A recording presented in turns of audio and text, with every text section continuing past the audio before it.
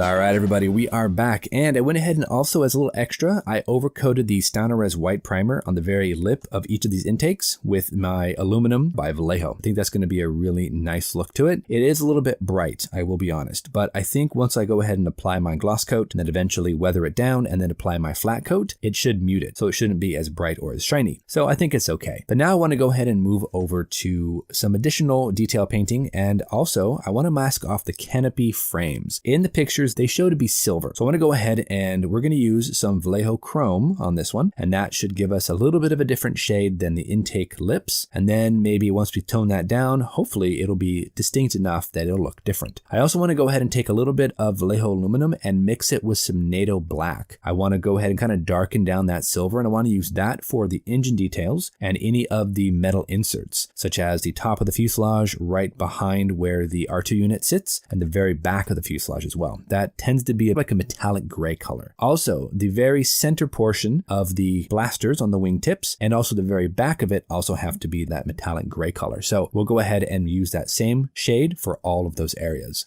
Now for masking, I'm going to go ahead and start off with the front cockpit canopy. I'm going to use some Tamiya 6mm tape, nothing fancy. Then I'll use some blue tape to go ahead and make sure I don't get overspray everywhere. So let's go ahead and jump into that time lapse, mask off the canopy, paint that silver, mix up some dark silver, paint all the engine details, paint all the metal inserts, and then go ahead and do some touch-ups with that JA green by Tamiya. It should be fun, guys. We are getting there. Let's push on.